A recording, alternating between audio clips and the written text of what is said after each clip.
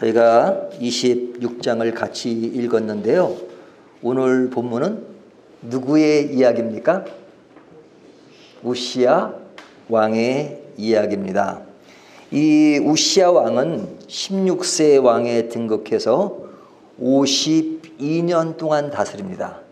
그러니까 굉장히 오랫동안 다스린 거죠. 또 오랫동안 살았다는 이야기도 됩니다. 근데 이 오랫동안 통치한 이 왕의 이야기는 그렇게 길게 나열되지 않습니다. 저희가 26장을 읽었는데요. 26장에 우시야의 이야기가 나오고 제일 마지막에 우시야 왕이 죽는 이야기로 마무리를 짓니다. 우리가 여호사밧 같은 경우는 굉장히 긴장을 할애해서 그의 이야기가 기록되었잖아요. 하지만 우시야 이야기는 오랜 세월 동안 왕의 역할을 했지만 그에 대한 이야기는 단 한 장의 이야기로 시작해서 한 장으로 끝나고 맙니다. 그것은 뭐냐면 그의 간에서 쓸 내용이 많지 않았다는 거죠. 쓸 것이 많지 않았다는 것은 뭐냐? 특별하지 않았다는 겁니다. 뭐 크게 드러낼 것도 없고 또 그렇다고 문제가 많은 것도 아니었어요. 그러니까 한쪽이 되면 길어집니다. 문제가 많든지 아니면 공로가 많든지. 근데 우시야 왕은 큰 공로가 있긴 하지만 잠깐이었고 그 다음에는 뭐 아주 나쁜 것도 그렇게 드러나지 않습니다. 그래서 그의 기간을 보면 16절에 이렇게 말하고 있죠. 16절을 볼까요?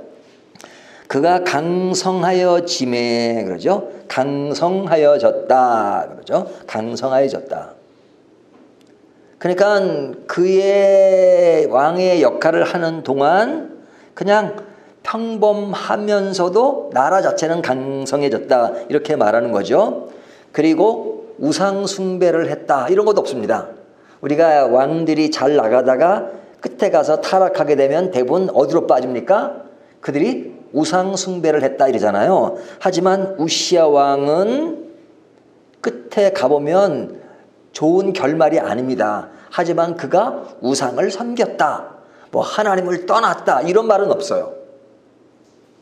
성전 안에서 그의 모든 삶이 이루어지는 것을 볼 수 있어요. 우리가 오늘 이 점을 유심해서 보아야 합니다. 자, 우리가 이 시점에서 다시 한번 좀 복습을 하겠습니다. 지금 왕이 계속 나왔죠. 26장이고 이제는 한 10여 장 남았는데 앞에서부터 유다 왕국의 왕들이 지금 몇 명째 나오고 있습니까? 우시야 왕이 지금 9명 왕째, 9명째 나오고 있잖아요. 누구죠? 제일 처음에 시작한 왕이 유다 왕 첫 번째 분열된 이후에 르호보암. 그 다음에 누구예요? 아비야. 그 다음에요? 아사. 그 다음에요? 여호사밧. 그 다음에 여호람. 그 다음에요? 아시야. 그 다음에 요아스. 그 다음에 아마샤. 그 다음에 우시야.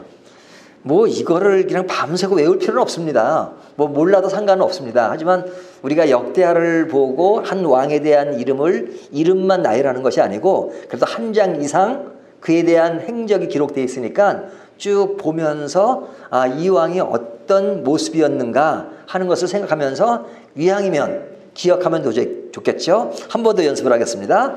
제일 처음에 왕은 르호보암. 그 다음에요 아비야. 그 다음에요 아사. 그 다음에 여호사밧, 여호람, 아시야, 요아스, 아마샤, 우시야. 그리고 이제 계속 이어지죠. 요람 이렇게 이어지죠. 자, 근데 지금 오늘 본문은 우시야에 관한 이야기만 나옵니다. 물론 제일 끝에 그가 죽고 요람이 왕이 됐다라는 말이 나오긴 하지만 모든 흐름의 줄거리가 우시야에 관한 이야기입니다. 근데 이제 우시야에 관한 전적인 평가가 어떠냐? 4절을 보면요. 우시야가 그의 아버지 아마샤의 모든 행위대로 여호와 보시기에 정직하게 행하며 그러죠. 그러니까 이 우시아나 그의 아버지 아마샤에 대해서 그 공통적인 평가가 있어요. 그것이 뭐냐면 정직하게 행했다는 겁니다. 정직하게 행했다는 것은 뭐냐면 정직하니까 모든 정치를 잘했다 이건 아니에요. 그러니까 못해도 정직할 수 있죠. 못해도. 이 이야기가 무슨 얘기냐면 어떤 사람은 정치력을 너무 가지고 있어서 자기가 계략과 그런 것들을 가지고 정직하지 않고 속이면서 어떤 자기의 전략을 만들어가는 사람이 있어요. 하지만 정치는 잘 못하고 그릇된 정치를 하지만 그냥 정치적인 전략에 의해서가 아니라 그냥 본인이 그렇게 하는 겁니다. 있는 그대로. 근데 이제 정치의 그 안에 깊이를 잘 모르고 잘 몰라서 자기 깐에는 그냥 있는 그대로 무슨 꼼수를 부리고 하는 건 아니지만 몰라서 못할 수도 있는 거죠. 그러니까 이 우시아나 아마샤에 관해서는 정직하게 행했다라는 것을 합니다. 그러니까 고의적이지 않은 측면이 많다는 거죠. 나름대로 하는 거예요. 하지만 좀 부족한 부분이 있다라는 그런 얘기가 되겠죠. 근데 여호와 보시기에 정직하고 5절에 보면 뭐라고 말하죠? 하나님의 묵시를 밝게 하는 스가랴가 사는 날에 하나님을 찾았고, 이 하나님을 찾았다는 말 굉장히 좋잖아요. 근데 그 앞에 단서가 있어요. 스가랴가 사는 날에 하나님을 찾았고, 그가 여호와를 찾을 동안에는 하나님이 형통하게 하셨더라. 하나님이 형통하게 하셨다. 하나님을 찾았다는 말은 좋은데 그 앞에 단서가 참 문제가 된단 말이죠. 여호와를 찾을 동안에는, 그렇죠? 또 스가랴가 사는 날에 하나님을 찾았고, 이 말을 뒤집어서 말하면 스가랴가 사는 날이 아닐 때는 하나님을 찾는 것이 아니었고 또 하나님이 형통하게 하지 않았다, 그런 얘기가 되겠죠. 자, 그러니까 참 이 왕에 대한 이야기를 들으면서 이 사람들이 끝까지 모든 것을 잘했으면 참 좋겠다라고 생각이 드는데, 처음엔 강성하여지고 잘했다가 이 끝 마무리 가서 이렇게 흩어지고 무너지는 것을 보면 마음이 참 아플 때가 있어요. 그러니까 이 끝까지 간다는 것이 그렇게 쉬운 일은 아니구나. 근데 이 우시야 왕이 그의 명성도 대단했습니다. 전쟁에서 이기고 이웃 나라들이 그에게 조공을 바치고 생활도 견고하게 했고, 특별히 물 웅덩이를 만들었다. 이 물 웅덩이를 만들었다는 것은 이스라엘에게는 굉장히 중요한 일입니다. 이스라엘은 뭐가 부족한 나라예요? 물이 부족하잖아요. 그러니까 그 나라 백성들을 잘 살게 하는 것은 물 웅덩이를 잘 만들어서 그들이 물 공급을 원활하게 할 수 있도록 하는 것이 굉장히 필요했습니다. 그런데 이런 정책을 잘했다는 거죠. 그래서 10절에 보면 농사가 잘 되었고, 그뿐 아니라 군사력도 탄탄했습니다.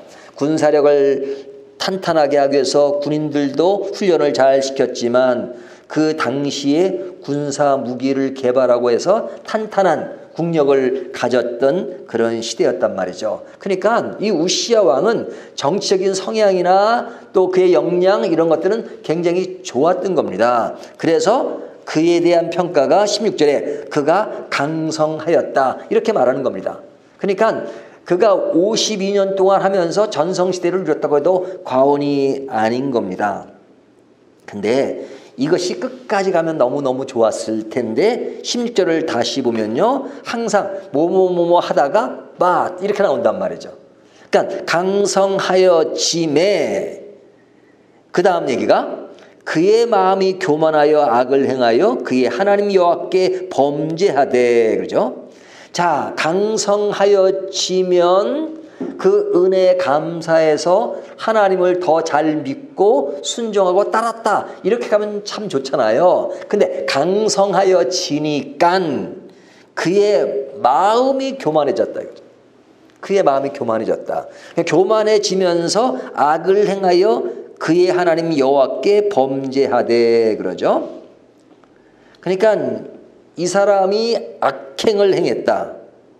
범죄했다. 이 악행 범죄 이런 것들이 이렇게 가볍게 평가되는 게 아니잖아요. 어떤 사람이 살짝 한마디 거짓말을 했으면 사람들이 그것을 보고 야, 그 사람 엄청난 큰 범죄를 졌다 이렇게 말하지 않잖아요. 물론 그 거짓말이 뭐 나라를 들썩이는 것이라면 큰 범죄가 되겠지만 그냥 사소한 평민들이 이렇게 하다가 약간 거짓말을 하는 것을 보고 야, 그 사람은 악행하고 범죄 이렇게 평가하지 않잖아요. 근데 우시야 왕이 강성하여 지매라는 나라를 잘 운영한 것을 전제로 하면서 그에 대한 평가가 교만하여 지매, 그렇죠? 악행을 행했다, 범죄를 했다 하는 말은 굉장히 크게 부정적인 측면으로 평가하는 겁니다. 악행, 범죄 이렇게 말하는 거잖아요. 악을 행하여 이렇게 말하잖아요. 이 악을 행했다는 거 무엇 때문에? 교만해지니까. 교만해지는 것은 뭐예요? 내가 주체가 되는 게 교만입니다. 교만이란 건 다른 것이 아니에요. 하나님이 주인이셔야 되는데 어느 사이에 하나님이 손님으로 바뀌고 내가 주인이 되는 것을 교만이라고 하잖아요. 지금까지 강성해진 모든 것들을 하나님의 은혜로 되어진 것이 아니라 이것이 내가 지금까지 잘했으니까 된 거야. 이런 것이 서려 있는 거죠. 그래서 악을 행하고 범죄했다 이렇게 말하는 겁니다. 근데 그가 그런 범죄로 인해서 어떻게 됐냐? 나병에 걸립니다. 나병, 그죠? 처음에는 이마에 나병이 생기죠. 그리고 그것이 계속 지속되면서 결국은 성전에서 쫓겨나고 궁궐에서 쫓겨나고 별간에 살게 되고 그리고 마지막 죽으면 왕묘에 묻히는데 그는 왕묘에도 묻지 못하고 왕묘가 있는 그 접한 땅에 묻히게 되잖아요. 그러니까 모든 것부터 나오게 되는 겁니다. 그리고 그의 뒤를 이어서 아들 요담이 왕이 되었다 하는 것이 오늘 본문의 내용이에요. 자, 그렇다면 여기에서 그의 악행과 범죄가 무엇이었는가 하는 것을 살펴야 돼요. 그의 악행과 범죄. 앞에는 너무너무 잘했는데 잘한 것을 보면 참 그를 안 좋게 평가할 만한 것이 없을 것 같은데 하나님의 말씀은 악행과 범죄라고 말한단 말이죠. 그러면 그의 범죄가 뭐냐? 시작할 때 말씀드렸지만 대본의 왕이 뒤에 가서 타락할 때 우상 숭배를 한 케이스가 대부분이었습니다. 근데 이 우시야 왕은 성전 밖에서 악행과 범죄를 행한 것이 아니라 성전 밖을 떠나지 않습니다. 대부분의 왕은 성전 밖을 떠나요. 하지만 이 사람은 성전 밖으로 나가는 것이 아니라 도리어 성전 안으로 들어갑니다. 들어가요. 그러니까 그가 하는 일들은 강성하여지면서 성전 밖으로 나가는 것이 아니라 성전 안으로 더 깊이 들어갑니다. 그러니까 성전 안으로 들어간다는 것은 좋은 일이에요, 나쁜 일이에요? 좋은 일이잖아요. 어떤 사람이 예수를 믿기 시작하고 처음에는 뜸하게 예수를 믿다가 그는 잘 돼서 사업도 잘 되고 모든 일이 더 잘 돼서 교회 일에 더 열심히 했더라. 그러면 좋은 평가잖아요. 나쁜 평가는 뭐예요? 그 사람이 처음에는 그렇다가 예수를 믿고 나서 모든 일이 잘 되니까 교회를 떠났다. 그러면 안 좋은 평가죠. 근데 우시야는 이렇게 평가하는 겁니다. 그가 정치를 잘해서 나라가 강성하여지고 그리고 그는 성전 안에 들어갔다.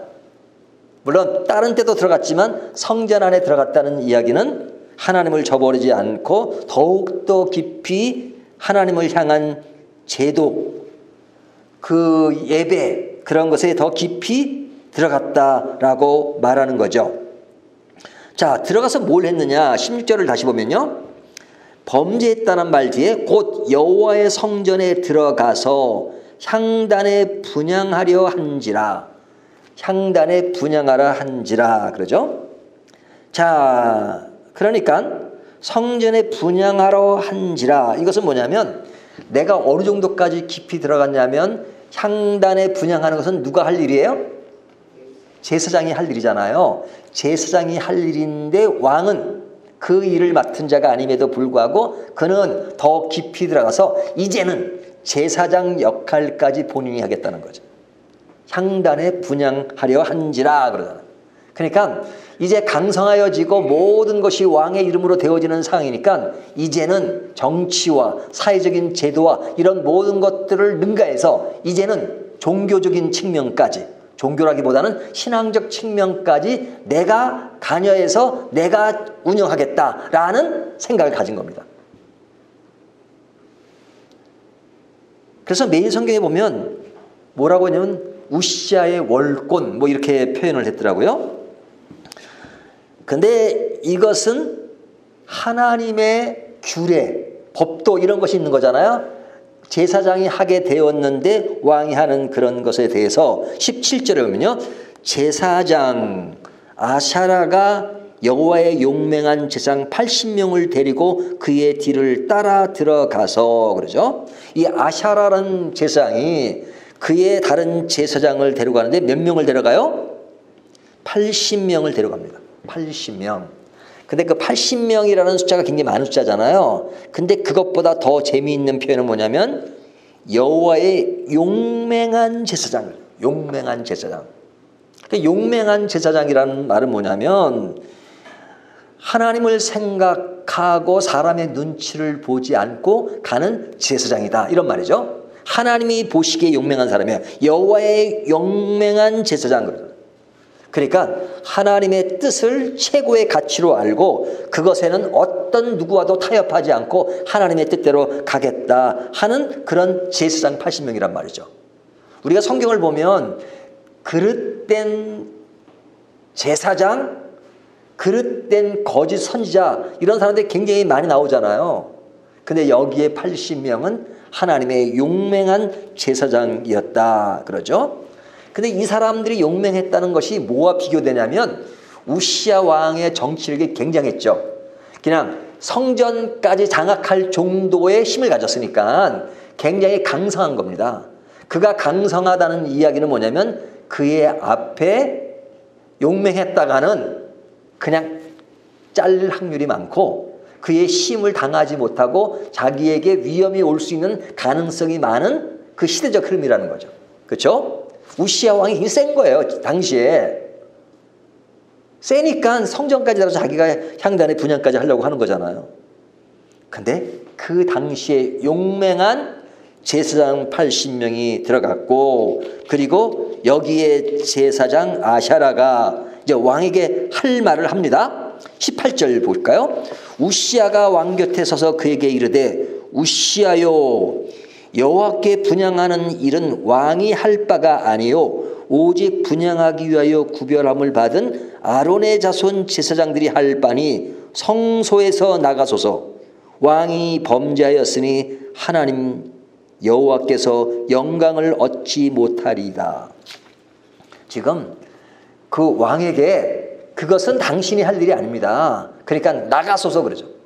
자, 왕은 우상 숭배를 하는 것이 아니라 성전에 들어왔어요. 너무 깊이 들어왔죠. 깊이 들어온 이 왕에게 제사장 아샤라가 성전을 떠나소서 그런 거죠. 성전에 나가십시오. 성에 나가십시오. 이런 말을 하기가 쉽지 않죠. 왜?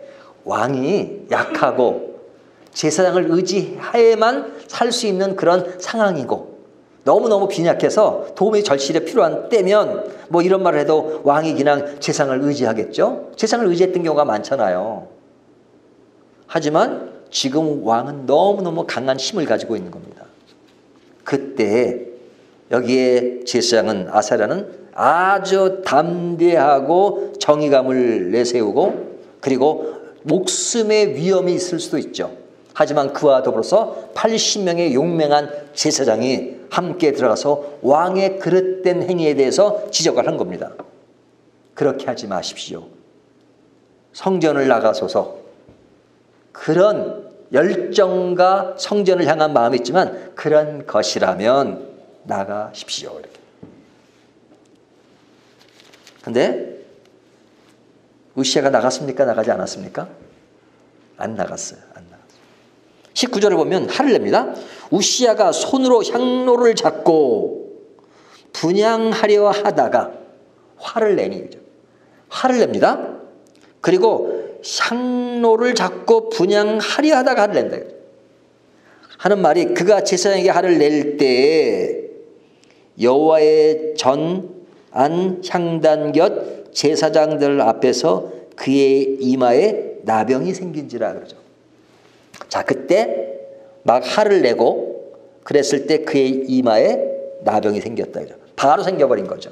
하나님의 역사라고 하는 것은 참 어떨 때는 그렇게 바로바로 나타나지 않지만 어떤 경우는 이렇게 바로바로 나타나는 경우가 있습니다. 그러니까 나병이 생겼다는 건 뭐예요? 이스라엘 사람들에게 나병이라고 하는 것은 굉장히 부정한 것으로 생각했습니다. 그러니까 나병은 성전에는 당연히 못 들어오고 성전뿐만 아니라 성전 밖에서도 나병 환자는 따로 분류해야 돼요. 그래서 이스라엘에서 예수님 당시에도 나병 환자들은 사람들에게 전염을 일으키고 그러니까 사람과 가까이 있으면 안 되잖아요. 그러니까 나병 환자는 뭘 가지고 다녔어요? 종을 가져요. 이게 종을 치는 게 뭐냐면 우리 어렸을 때는 두부파신 분들이 이 종을 쳤잖아요. 어렸을 때 그런 기억이 납니다. 근데 두부파시는 종은 오라는 거잖아요. 오라. 두부 사러 오라는 거잖아요. 하지만 그때 나병 환자는 나한테 오지 말라는 거예요. 나한테. 위험하니까 오지 말라.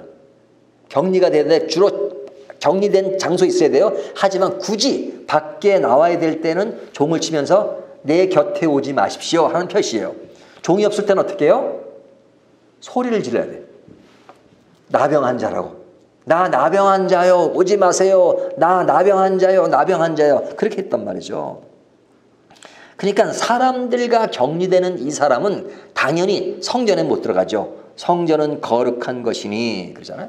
부정한 것들이 들어오지 말라. 부정한 짐승까지 그만 그런 것인데 이 왕이 성전에 들어갈 때는 나병이 없었기 때문에 들어갈 수 있는 자격이 있어요. 성전 안에 들어가는 것은.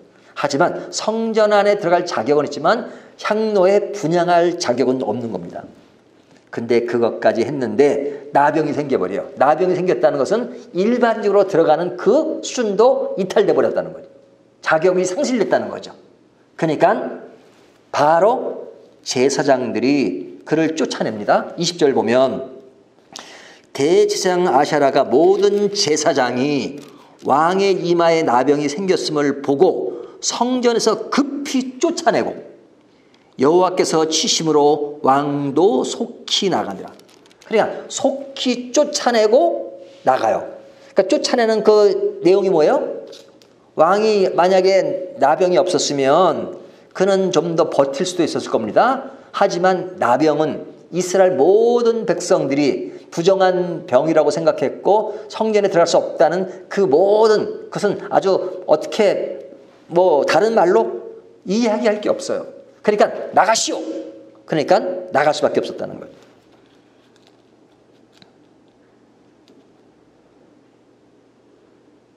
왜 나갈 수밖에 없느냐? 그건 하나님의 말씀의 규율에 따라 그런 것입니다. 성전은 거룩한 것이죠. 거룩하다는 것은 성전 그 자체의 그 건축 자재들이 거룩하다는 것이 아니라 성전은 하나님을 만나는 곳이고 하나님께 순종하는 것이니까. 성전에 들어가는 것이 거룩한 것이 아니라 순종하는 것이 거룩한 거잖아요. 하지만 이런 사건이 왜 벌어졌어요? 들어가는 것이 순종이 아니고 들어가는 것이 거룩이 아니에요. 근데 순종하는 것이 아니었으니까 성전에 들어가는 것까지는 좋아 보이지만 그것이 순종의 차원에서 들어가는 것이 아니니까 그것은 거룩과 거리가 먼 것입니다. 사람들은 성전에 들어가면 좋은 것으로 생각해요. 하지만 성전에 들어가는 것이 거룩과 연결되지 않은 순종과 연결되지 않는 그러한 성전의 출입은 그것은 잘못된 것입니다. 잘못된 정도가 아니라 성경은 그것을 뭐라 그래요? 악행을 행하고 범죄했다 이렇게 말하잖아요. 그렇죠? 우리가 다른 왕이 우상을 숭배했다는 것을 범죄했다고 말할 때 그것은 좀 더 수긍이 가요. 하지만 그가 성전에 들어간 그 사건, 성전 안에서 이루어지는 사건에 대해서 하나님 앞에 악을 행하고 범죄했다 그렇게 말하잖아요. 결국 그는 교만해서 자기의 도를 넘어선 것입니다. 결국 그는 쫓겨나게 돼요. 쫓겨나게 돼요. 이것이 오늘 본문 내용의 전부입니다. 자, 이것이 오늘날 우리 성도들에게 주는 교훈이 무엇입니까? 종교 생활이 곧 신앙의 핵심이 아닙니다. 우리는 외적인 종교 생활이라는 게 뭐예요? 교회 잘 나오고, 그러면 일단 예수를 잘 믿는 것으로 생각하잖아요. 뭐 교회만 잘 나와요? 헌금 잘 내고, 교회 봉사 잘하고, 그러면 신앙생활 잘하는 것이라고 생각하잖아요. 물론 잘하는 거죠. 하지만 그렇게 해도 그 안에 그것이 순종해서 이루어지지 않는 것이라면 그것은 거룩과 거리가 멀다는 거예요. 이런 얘기를 제가 조심스럽게 하는 이유가 뭐냐면 사람들은 또 반대로 생각하더라고요.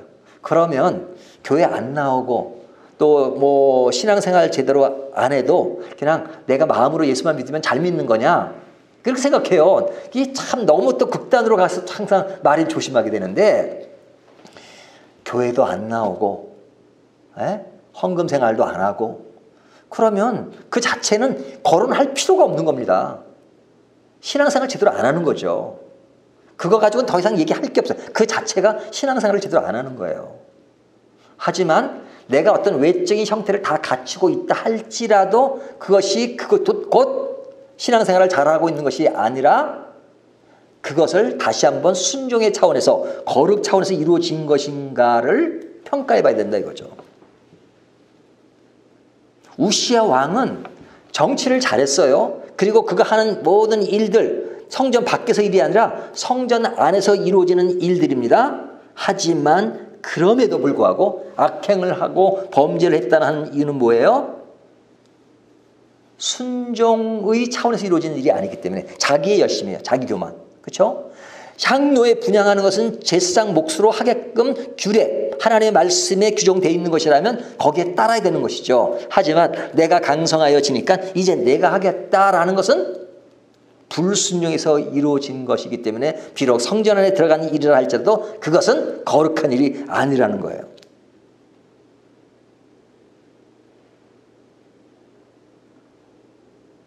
성전 안으로 들어가는 일이라도 그것에 순종하지 않으면 그것은 악행이고 범죄하는 것이다. 이것을 오늘 본문이 말씀하시는 겁니다. 이것을 모르는 왜곡이 오늘날 우리 교회 안에 얼마나 많습니까? 우리가 코로나 시대에 진짜 더 필요한 것은 하나님께 순종하는 것을 배우는 것입니다. 우리가 강요와 어떤 제도에 의해서 그냥 안 모이면 안 되는 그런 것들이 될 수가 있죠. 그렇죠? 평상시에 내가 가기 싫어도 그냥 어떤 체면 뭐 그런 것 때문에 갈 수도 있어요. 하지만 요즘같이 코로나 시대에 요즘 안 가도 뭐라고 할 그런 게 아니고 도리어 집에서 예배 드려야 되는 상황이니까. 처음에는 집에서 예배 드리는 것이 그냥 드렸는데 이제 집에서 예배 드리는 것도 이제 딱 이게 누가 뭐라고 있는 상황이 아니니까 그나마도 신앙에서 멀어지는 그런 것들이 참 많잖아요. 위기가 왔을 때 신앙을 지키는 것이 굉장히 중요합니다. 사실은 역사적으로 위기가 왔을 때는 신앙의 진짜와 가짜를 분별할 수 있는 기회이기도 해요. 외국의 경우를 보면 기독교가 국교가 됐을 때 그 나라들이 대체로 더 신앙이 굳건해진 케이스는 많지 않습니다. 아니 많지 않은 것이 아니라 제가 알고 있는 역사 내용으로는 국교가 되어서 잘된 케이스가 거의 없는 것 같아요. 잘된 케이스를 제가 보지 못했어요. 영국 같은 나라도 국교가 돼가지고 나라가 더 신앙적으로 발전했느냐? 아닙니다. 콘스탄티우스 그 당시에 그냥 어려운 박해 속에서 국교가 됐잖아요. 근데 완전히 그때 완전 타락입니다. 예? 태양신을 믿게 되고 태양신을 믿던 사람들이 태양신에서 그냥 예수님 이름으로 바뀌었을 뿐이에요. 부적을 붙이던 사람이 나라가 국교가 되니까 부적 다 띄어내고 그리고 예수를 믿어요. 하지만 부적 대신 예수예요. 그런 경우가 많잖아요. 국교가 되면 출생 신고도 교회에서 하고 마지막 사망 신고도 교회에서 합니다. 모든 행정이 교회에서 이루어져요. 그러니까 출생하는 순간 바로 교회 입적이 되니까 교인으로 등록되죠. 그래서 그 중동에 가면 그 나라 사람들 믿는 그 종교 그 데이터가 나오겠어요. 그러면 모슬렘 종교 몇 프로? 100% 나옵니다. 100%. 왜 100%냐? 그 나라 국교니까 국교로 출생 신고할 때 그 교인으로 등록이 되는 거예요. 그러니까 100%죠. 기독교가 국교되면 100%가 됩니다. 수치상으로는. 하지만 등록은 그렇게 돼 있지만 등록했다고 예수 믿는 건가요? 그렇지는 않잖아요. 하지만 인류 역사상 기독교에 큰 박해가 왔을 때 그때 신앙의 굳건함이 뿌리를 내리기 시작했습니다. 위기가 왔을 때. 그냥 코로나로 인해서 사실은 많은 교회가 이제 약화되고 흐트러지지만 그러나 그때가 교회가 외형적으로 약해지는 때긴 하지만 사실 들여다보면 안의 내용에 있어서는 진심에 있어서는 더욱더 굳건해지는 기회가 되기도 하는 것이죠.